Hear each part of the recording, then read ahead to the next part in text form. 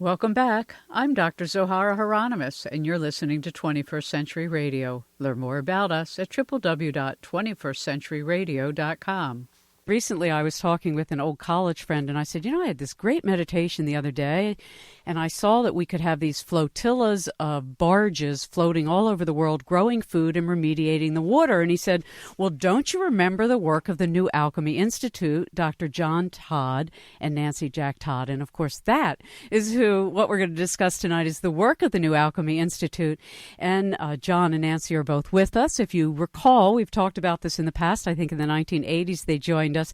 In the 1960s, they founded the new Alchemy Institute, which was a small nonprofit research and educational organization dedicated to building, quote, a safe and more sustainable world. So Nancy and John are going to give us a view of what has happened since they began their work in Cape Cod. Nancy Jack Todd's most recent book, A Safe and Sustainable World, The Promise of Ecological Design, is an island press release, and you can call them for a copy at 1-800-621-2736. You can also go to John and Nancy's website at www.oceanarcs.org, among others. And thank you, Nancy. I know you two are going to share a phone tonight, so we'll start with you. Good evening. Good evening. What a wonderful book, and what a wonderful tribute to a shared life and a shared vision. I read in your book that you and John met in high school, but if you were to describe for us some sort of principles that bound the two of you together that remain so today, what would those be? Well, I think you've already phrased it very well with the safe and sustainable world.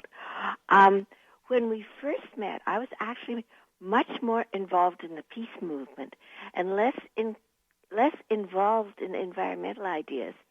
But through our association and meeting a lot of John's colleagues, I began to realize that we could exploit other cultures and the natural world equally.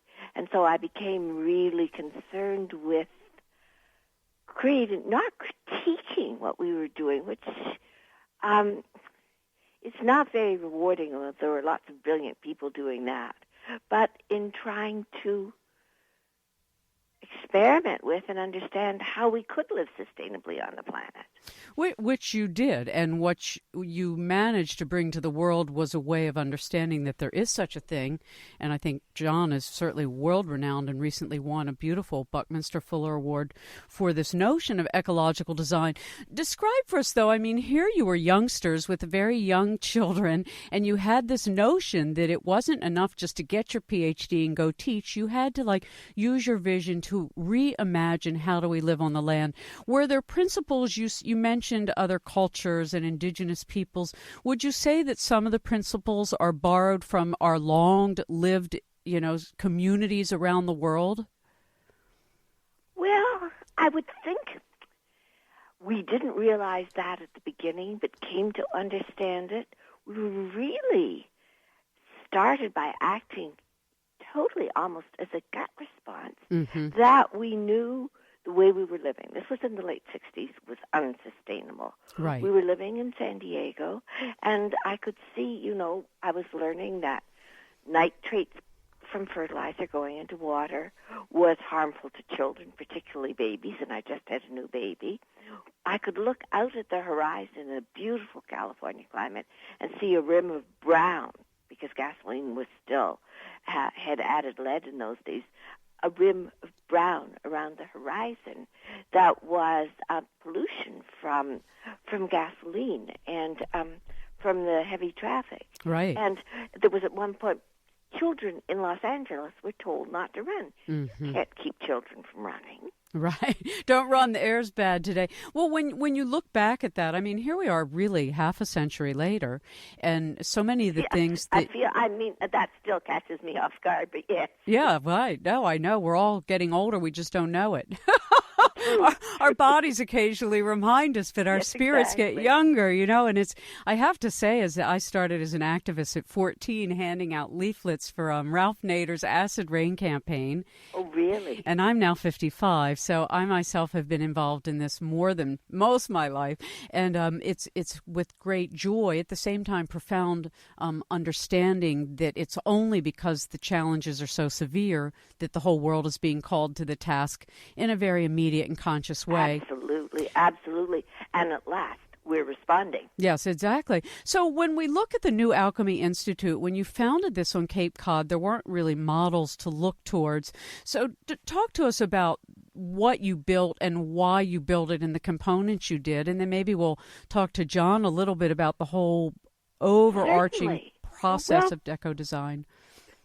What we did initially while we were still out in California, we attempted to do the same thing through an academic institution.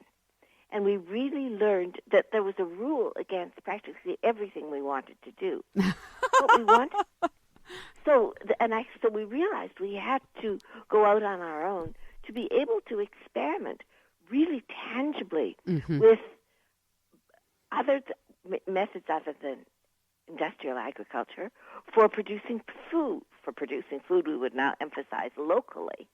For producing food wholesomely, without putting the contaminants of the chemical fertilizers and pesticides into the ground. Right. We wanted very much to draw on renewable forms of energy. At the same thing, we wanted to draw those into forms of architecture, which would, in a northern climate, because that time we'd moved to Cape Cod, be able to grow food year-round, which we did in solar-heated greenhouses. So we wanted to draw the renewables into the way we lived in a number of ways, and just see if we couldn't reduce the human footprint on the planet considerably, but not reduce the decency of life. Well, and I think if anything, if you look at for instance, the horticulture section of your ark on Cape Cod, or the fish ponds that you grew, and the indoor and outdoor food year-round, one discovers not only an elegance but an absolute beauty in terms of the relationship of labor in and basically I think of it as sort of revelation out. When you look at the design overall and the New Alchemy Institute and the work that it's contributed, what do you think you pioneered? Well, definitely the most pioneering work. If you isolate out one form, well, first of all, two things. The combination. Most people just pursued, say, organic food or alternative energy. The fact that we combined everything, I think it was partly because people with such a wide range of interests turned up. So that was the first thing. And then the most pioneering work was the aquaculture, because it really was initially geared to see whether in countries where there's inadequate nutrition, malnutrition, inadequate amounts of food even, were there ways of producing food for people who weren't strictly vegetarian that would be inexpensive and abundant. And so John and his colleague Bill McCarney began experimenting with raising fish, and over time developed techniques of doing it so successfully that I understand there is some work now in Africa being done, particularly in urban areas, where people are interested in growing fish in quantity in small areas. And the reason we chose the African fish, tilapia, was although it thrives on added amounts of protein, it will live on a diet that's largely made up of algae. So that is guaranteed to be inexpensive for people. Well, it's wonderful. And when you look at the Cape Cod Ark having all of these different components of biodome and the greenhouses and heat restoration and encapsulation in the houses, and I mean, things that can be applied to housing and designing of cities everywhere. It's not just, a group of hippies got together who had PhDs and they were visionary thinkers. It's You're what you all... so right, Ashley. You're just right on the mark there, because Lately, there's so much more emphasis on local food, as you well know. Yes, for good which reasons. I absolutely support. But one overlooked component, and we spend time in Vermont, where we are right now, but also in Massachusetts, so definitely a northern climate, the idea of what we called the ARC, or a bioshelter, which is in essence a solar greenhouse, for year-round food production. Right, exactly. Is one that's still not really fully understood. But, John had an experiment up here in Vermont where he grew tropical plants in a greenhouse year-round. Now, that was heated. But on Cape Cod, in our greenhouse there, in the Ark, we ripened bananas in February with no fossil fuel heat. It was solely solar.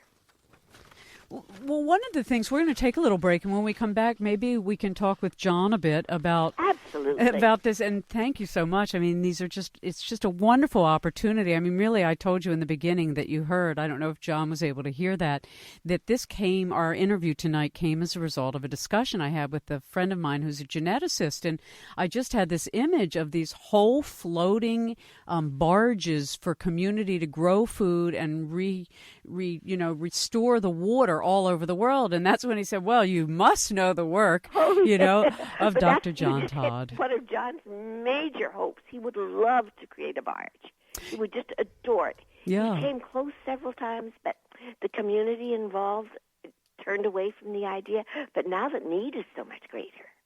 That's true, and the awareness so much more heightened by, if not the youth, also the elder. It's interesting. We've all lived long enough, thank God, and raised our children and now have grandchildren, and we are the elders. So those of us really who were in on the ground floor are now sort of on the top floor of our culture, and I think that that's why these things are all sort of coming now to fruition and flower.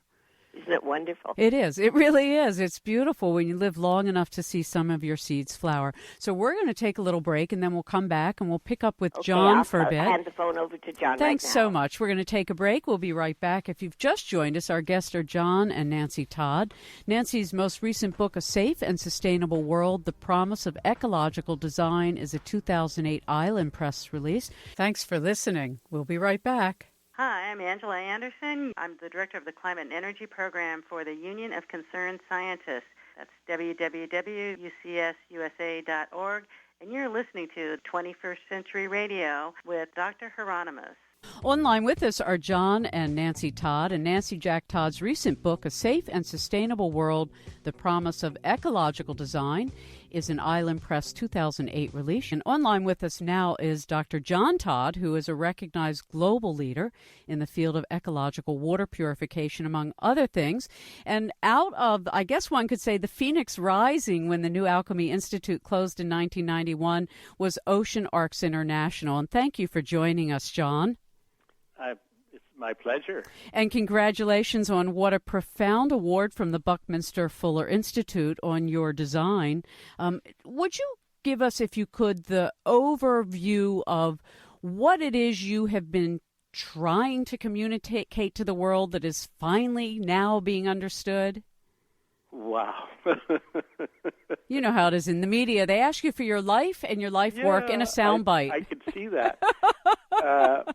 Well, why don't I specifically address the Buckminster Fuller Challenge, which was for the best idea to help save humanity and the planet. And basically, in that particular situation, I focused on the lands of Appalachia, particularly those lands that had been destroyed by surface coal mining and strip mining. And valley filling. Over 1.25 million acres have been destroyed over the past few decades. And I tried to envision the way in which that ghastly landscape could be restored in a way that could support a vibrant human community that was not involved in coal. It was sort of a post-coal scenario, and it involved using the new field of ecological design, which is, in its simplest terms, is taking nature's wisdom or nature's operating instructions and attempting to redesign the landscape in such a way that the scars could be healed and natural resource-based economies could be created. And within that equation, I had to try and figure out what kind of institutional and financial forms would permit this this sort of transformation of the landscape to take place. And it really is in a sense, it's the culmination of the research that Nancy describes in her book, A Safe and Sustainable World, and just applied on a broader landscape and in a broader scale. And what I did that I thought was most interesting and exciting was to find techniques for establishing new forests, new environments. I mean, you can't ever take away the horror of mountaintop removal or valley fill. That you can't. But to find ways from modern ecology and ancient techniques to be able to heal the landscape. And what is most exciting about that is that the techniques that I was interested in and developing could be applied around the world wherever our lands are being destroyed. Sorry, that was a long answer. No, it wasn't at all. I mean, and because of the breadth, really, and the depth of your work and the applied notion that nature has the answers if we're willing to listen when we ask the right questions. That's right. And so, it's interesting. Another guest of ours, Dr. Amit Goswami, whom you may know as a quantum physicist, has often talked about that the paradigm shift that's taking place in consciousness reaches into every human endeavor. And the question for all of us is, are we able to fall in love, I guess as Lovelock would say, with Gaia? Are we able to reimagine ourselves as lovers of Earth? And certainly you and Nancy and many of the people that you've worked with around the world already speak to this in their action. So when you look at what you all began as youngsters, fresh out of college with your doctorates, and you went to build these biodomes, and you had living and sustaining life systems that now can be replicated by anyone who chooses anywhere, really. When you look at, for instance, your work on the seas and the ocean arcs of restoring the water, what is it that stands in the way for this going broad scale? I don't know if Nancy told you, but we're having this conversation tonight because recently I talked to an old college friend of mine who's a geneticist, and I said, oh yeah, I had this wild meditation the other day of seeing these enormous flotillas of gardens on the waters that are not only growing food but restoring, bioremediating the water. And he said, oh, well, you must go talk to Dr. John Todd. Yeah, it's actually the image of the floating, the technologies that we've created that are being used in as far away as China to clean up sewage-laden canals in cities. But the image is so powerful because it is possible that we could create these floating complexes, these restorers, if you will, that at the same time as they purify water could, in fact, be producing foods. And it's by incorporating the ecological imagination of, say, the salt marsh, if you will, into the design of the systems, one is able to do some very exciting things. For example, in Hawaii, through my company, Todd Ecological, we were able to create a salt water lake that was had a lot of nuisance algae and was being kept pure. It was in a very fancy resort on the Big Island on the Kona coast, and it was very expensive, where people were having to pump in all kinds of new salt water to keep it clean.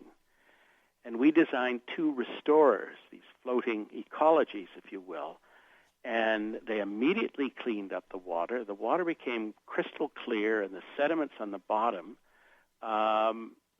began to be digested. And then we said to our client, which is a international hotel chain, a well-known one, we said, can we finish the design? And they said, what do you mean? Well, could we add a 500,000 oysters and a 250,000 Pacific white shrimp and 100,000 edible marine fish into the system to complete our design? And it worked out beautifully. And the chefs, the chefs just got so excited at this water farm, the saltwater farm, right at their door, that it really became the focus of the cuisine. And to the excitement, so when the EPA gave us its Earth Day Award, it was for combining environmental restoration with the idea of food production. Which is sort of the larger scale, of sort of this quantum leap, if you will, of what you did on the smaller scale at the new Alchemy Institute on Cape Cod and then in Canada. It really is. It's the same kind of thinking. Imagine for a moment if one set the goal of let's say, upgrading the water quality in Chesapeake Bay, maybe to the point where it may have been 100 or 150 years ago. And as you know, it was such a bountiful body of water. The early writings of the earliest settlers, it just boggles the imagination what they saw. True. And picture sort of ribbons, these beautiful ribbons of floating restorers throughout the bay, taking nutrients out of the water, in some cases parking them within systems, in other cases, like nitrogen, getting rid of it to the atmosphere, and at the same time becoming an enormous breadbasket. And even further, we've noticed this with our restorers before, that they also act like magnets for young baby fish, and so that they would be attracted, baby fish would be attracted, and it would be an extraordinary renaissance of the sports fishing. All of these things are technologically possible. We know that now because we've done it on a smaller scale. And also, the economy that could be built would be just amazing. Well, and I think, again, you know, everybody who's sort of been working on the slow road, which is now accelerating because there's going to be a lot of, I guess, high industry dollar turning green, which is to our advantage. If we can put in place the right use of that sort of green energy, if you will. When, for instance, speaking to the Chesapeake Bay, one of the things I was thinking about once I was told of your work and I could go look it up, I had said earlier on some show a couple years ago, I said, wouldn't it be great if we can take all the places where we have this red bloom, this overgrowth of algae that kills the fish, and instead of making it a problem, we use the algae to do something productive to make something else. That is exactly the kind of, it's a mental head shift. Yes, exactly. If you're treating sewage, it's called sewage treatment. If you're treating human waste as a nutrient source to do something positive, then it's called farming. Right. And we need to get from the one point to the other in our heads. And now looking, though, I mean, you're really one of these people, and we've had the pleasure on 21st Century Radio and the many other programs I've hosted, Future Talk and others, to really interview mavericks who have stayed the course outside the box for 40, 50 years, which is such a joy because there are people in every civilization and in every century who are like this, like yourself and Nancy. Well, you know what Bucky Fuller used to say? If you're just a few years ahead of the pack, everybody will see what you're doing and find ways of stopping you. If you're 30 years ahead of the pack, they'll just think you're crazy and leave you alone, and you can get the real work done. Exactly. I found that when I set up a holistic health center 25 years ago, and it's now the oldest in America, and everybody at the time, just thought I was nuts. Yeah. So there you go. So then looking now, though, I mean, the world is mindful that these things need to be done. You and your team, whether at Todd Ecological or at the Ocean Arcs or at the New Alchemy Institute, what seems to get in the way of this big kickover into mass production? Oh, okay. I think you alluded earlier to your physicist friend talking about the paradigm shift Right. and having to permeate. In fact, James Lovelock himself spoke about the time frames for true transitions. I think he put a 30 to 40 year transition time in it. I think what's happening is that you have the first wave of innovators. Most of our clients are people who have a green mindset, but also a strict view of the bottom line. So that if we take a waste problem and convert it into a new product solution, we have to be less expensive than any other alternative they're facing, short of not doing anything. Or we have to be competitive. And as a consequence, our work has pretty much been driven by people who come at it with an ethical framework, but who also have to make a buck. Sure. And where it's hardest for us to innovate, and this makes me very sad because I've worked a lot, is where you have an established community, a town, for example. And that town has a town engineer, and that town engineer is connected to civil engineering regulators, and they, in turn, are connected to a series of consultants. And basically, they take a cautious approach and make, let's say, a board of select people or something, or that kind of thing. They make it very hard for the citizens to make bold, radical decisions, because what they want to put their name to is something that's happened in the past many, many times. And so the difference for us has been to launch these ideas, has been to go to progressive companies and progressive developers and also institutions, NGOs that have real vision. And these are the people that are resulting in the fact that we, have a huge number of projects around the world right now. We'd like more.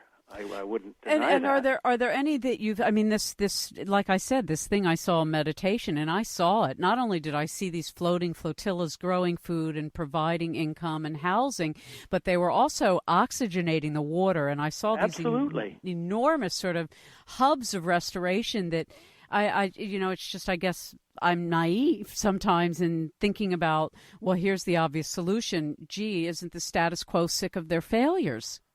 I think here's what I think is missing in the equation right now. What is needed is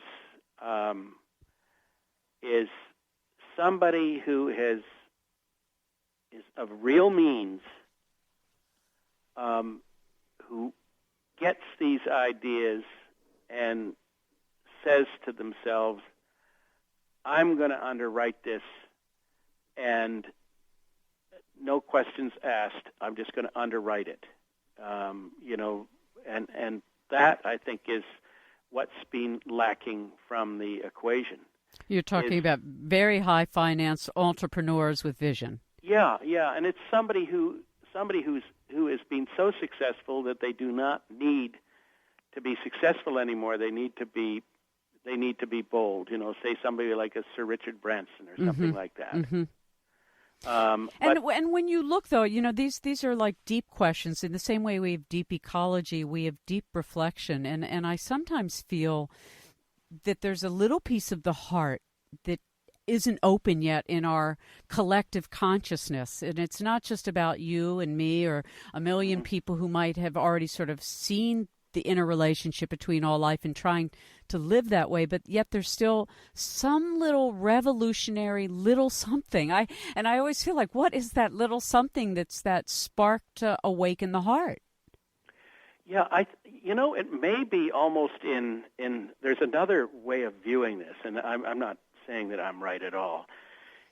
What we may be seeing is the classic battle. I mean, this sounds very old-fashioned, between kind of good and evil. No, I think that's probably true. I don't find it old-fashioned, by the way. I think it's a really element of quantum. Almost Tolkienian, if you will. Battle where there are so many of us who love the earth passionately. Some like Nancy who write about it passionately. And then there are others who basically are fixated on extracting as much as we can out of the earth as quickly as we possibly can, and the hell to the future. Mm-hmm. Yeah, really so ultimately, right, the difference between being selfish and selfless doesn't mean you don't benefit. Being selfless has the greatest benefit, really, in the long run. I used to say that, once people figure out prayer, they'll be praying all the time. Exactly. So when you then look at, let's go back for a minute to when you began this work, and I saw in Nancy's book, A Safe and Sustainable World, that you two have known each other since high school. Yeah. And so what a joyous working path to have shared. Yeah, when we were kids, we could talk about stuff that, for example, when I was a kid, it lived in a very upper middle class culture, and I was fascinated by farming. And whenever I would talk about farming, people would look at me like I had some terminal disease. But Nancy never did. And when she talked about Bertrand Russell and possibilities for peace on Earth, I thought that was pretty damn fine. Well, and it's so interesting. Most of our friends laughed at it. Well, of course, naturally. But when you look at the integration of your two interests, as she told us a little earlier tonight, in peace and yours in ecological design, it's so interesting now that the peace and environmental movements are merging, and these communities of people who have this heart for integration and unity are now, wonderfully bringing that together. What when you look around the world at all of your models, is there one in particular you'd like to tell our audience about that they can follow up on that might be applicable to any watershed area?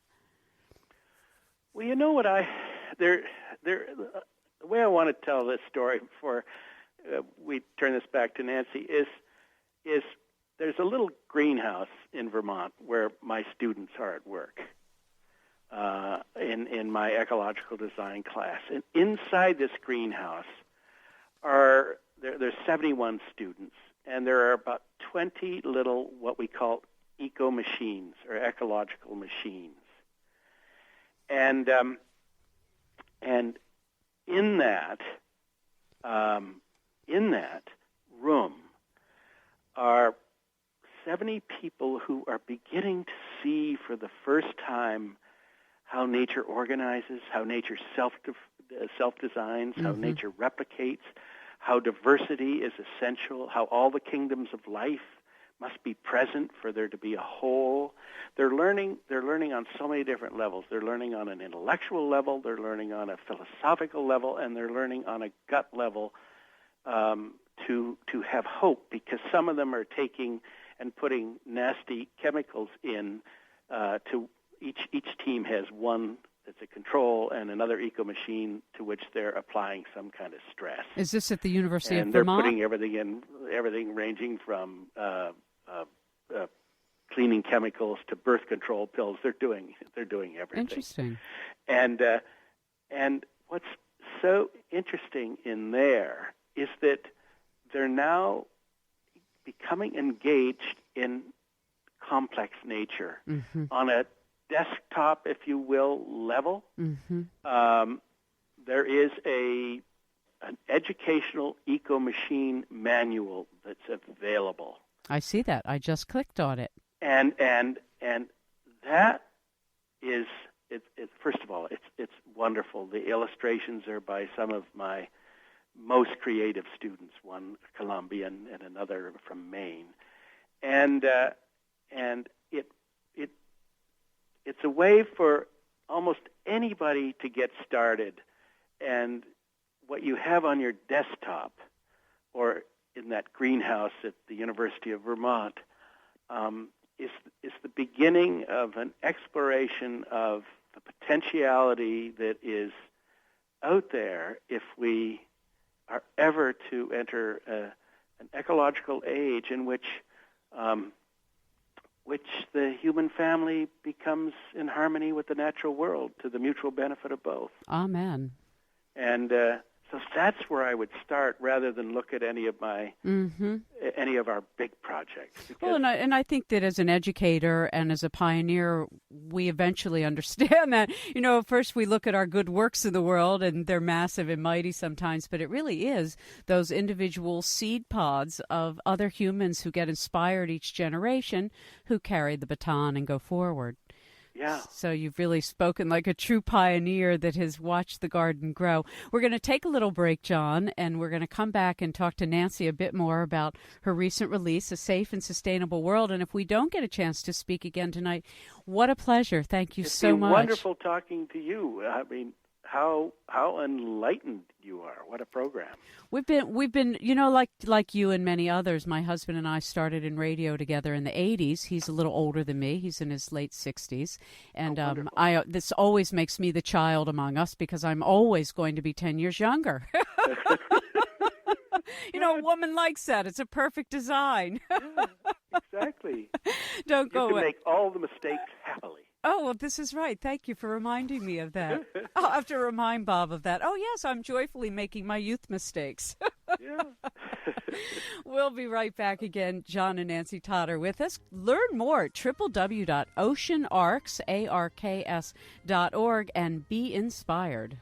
I'm Father Paul Mayer. I work for the environment, and I'm the co-founder of the Interfaith Moral Action on Climate Change, interfaithactiononclimatechange.org, and you're listening to 21st Century Radio, hosted by Dr. Zohara Hieronimus, a wonderful interviewer who has brilliantly supported the issue I have devoted my life to, which is climate change and healing our planet. We're back and returning now to our guest. And while John didn't tell you, there's over 80-some bioremediation plants around the world that they have installed. There's also these other wonderful designs for eco parks that literally take all different kinds of waste and turn it into food processing. Nancy, I understand you're back with us. I am. And John was gracious enough to tell us about some of the things he's doing at the University of Vermont and elsewhere. But with a little bit of time left, when you then look at a younger generation of people who now actually get degrees in these kinds of things, you just don't have to go off shelf to do it anymore. Are there things you see happening that concern you? And are there things you see that really bring a great deal of joy?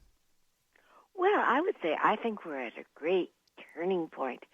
What has concerned me, not among the young people, but generally is the past 8 years of absolutely pretending these problems don't exist and, in fact, exacerbating them. Yes. Now I am sensing a complete change with the design of a green economy and lots of green jobs, so that I think that these young people, whereas before we worried where would they find work because it was such an uncomprehending world they were going into in terms of business and government.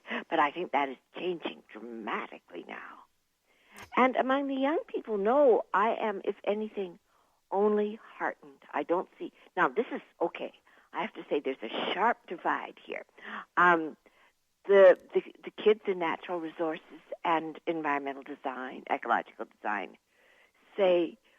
when they try to explain what they're doing to the people in the other disciplines, and they don't get it at all. So I think that the biggest problem I see is their difficulty in communicating with their peers who aren't part of the same discipline. That's interesting because I've interviewed so many different scholars from so many different fields over the years, most of them mavericks, and we've often talked about the challenge of language, that disciplines have their own language, and sometimes in academia it gets very sophisticated and esoteric. And I said, well, why can't we all just use very simple language to describe what we're doing in ways that other people can touch, you know? Oh, I think you're exactly right, and that's what we've done. And I, as a writer, have attempted to do and integrate it into what we talk about is keep it from getting, there are a few terms like bioshelter, but beyond that, it really is perfectly easy to understand. And we're not in this the whole point is to communicate. Exactly. Not to have a tight little discipline that nobody else understands. No, and I think because like Buckminster Fuller, who came to when you first opened your biodome at the New Alchemy Institute, and how fitting now so many years later to be awarded from the Buckminster Fuller Institute. When you look at the language you've used in your wonderful book, A Safe and Sustainable World, The Promise of Ecological Design, you do make it so that it's patently clear this is a lifestyle for the world. This is it's not sophisticated science in the sense that it takes sophisticated scientists to understand the systems, but the application of it requires an appreciation from all of us to know that, yes, this is the right thing. It is, and it's also extremely enjoyable. And what the various systems do, for instance, if we're talking about some of the solar greenhouses, and a lot of us have one attached to our house, which not only adds sunlight and warmth, but also a place to grow some of one's own food. They're such a pleasure. They're pretty. Well, you know, it's interesting you mentioned beauty. I was talking to a very well-known graphic artist recently, and we were talking about how I must be very old-fashioned. I'm a photographer, and I do it because I get such ecstatic joy of beauty through the lens. And he said, you are decidedly old-fashioned. But you brought that up, and I really believe that our culture, once it appreciates that beauty is the integration of opposite forces, and beauty is truth, really. Ultimately, beauty is truth. Absolutely, as Keith said. Exactly. And so when the book is just a tremendous addition to other books you've written with John. One included Tomorrow is Our Permanent Address. I love that, From Eco Cities to Living Machines. Is there something you're working on currently that you'd like to tell our audience about? Well, yes, I am. But I think I have the book partly written and fairly well articulated in my mind. What I want to do is write a book that is probably more personal. So it's less about the work of our various organizations, but more mine and Johnson mine and other friends of mine, sort of deep experiences of connection with the natural world where, just suddenly you feel so much part of it that yes. It's not a sort of it and me, right. but we are one. It is that way. Very connected. Mm-hmm. But I want to make it, I don't want it in any way to be preachy. I want it to be to share some moments I've had of wonderful connection. How wonderful. And so it would be more personal in that sense. And, it would have, it would be a personal recounting. And so then, obviously, it would also, too, involve some of our experiences through New Alchemy, where I learned so much, Oh, it's so beautiful. And as an artist with an appreciation, as you do, for so many different mediums, obviously I'm also an artist. And I've often, even as a child, remember thinking about what the trees were telling me. And, of course, you didn't go around telling others that, but... Yeah. So that's wonderful. Well, I want to thank you both for taking time out of what I know is a schedule that has its sunrise and sunsets. And it's such a pleasure to talk to you. It was a pleasure being with you both. Please thank John for me. And again, I shall do that. Nancy Jack Todd's current book, A Safe and Sustainable World, The Promise of Ecological Design. It's an Island Press release. And thank you all for being part of 21st Century Radio.